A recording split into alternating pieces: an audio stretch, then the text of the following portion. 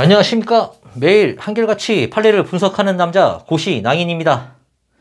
빠르게 더 빠르게 판례를 설명하겠습니다.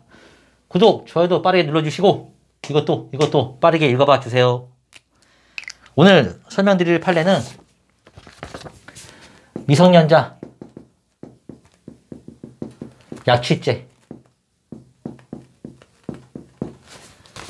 이제 갑이 몇 살인지 모르겠는데 하여튼 아이예요, 아이.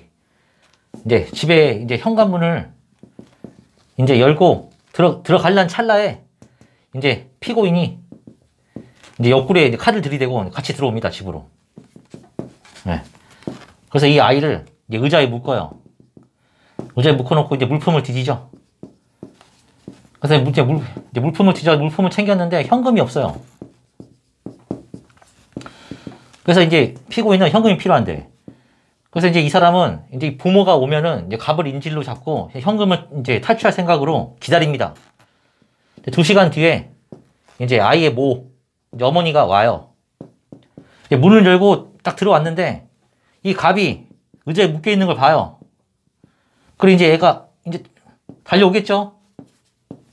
이제 피고인이 어머니 깜짝 놀라가지고 이제 다시 나갑니다. 이제 또 도망가요. 이제 피고인이 전화를 해요. 이제 전화를 해서 이제 아이를 살리고 싶으면 돈을 내놔라 합니다. 이제 어머니는 경찰에 신고하죠. 경찰에 신고해서 이제 이 피고인을 이제 불러냅니다. 현관 앞에서 이제 그 돈을 주는 척하면서 경찰이 체포를 해요. 참 단순해요, 이것도. 체포를 당했어요. 이때 이 이 사람이 미성년자 약취죄가 되느냐? 미성년자 약취죄는 폭행 또는 협박을 수단으로 미성년자를 그 의사에 반하여 자유로운 생활관계 또는 보호관계로부터 이탈시켜 범인이나 제3자의 사실상 지배하에 옮기는 행위를 말하는 것이다. 그러니까 어머니의 보호에서 벗어나게 한 다음에 자기의 지배에 놔뒀죠? 이 아이를. 그러니까 미성년자 약취죄가 되느냐? 근데 애는 어머니가 데리고 있는 아이를 데려온 게 아니잖아요. 애가 있는데 어머니를 못 들어오겠지. 그러니까 이런 게 문제가 되는 거예요. 여기에는 미성년자를 장소적으로 이전시키는 경우뿐만 아니라 장소적 이전 없이 기존의 자유로운 생활관계 또는 부모와의 보호관계로부터 이탈시켜 범인이나 제3자의 사실상 지배하에 두는 경우도 포함된다. 그러니까 여기 이거죠. 이게 보호관계로부터 이탈시켜. 그러니까 장소적 이전 없이.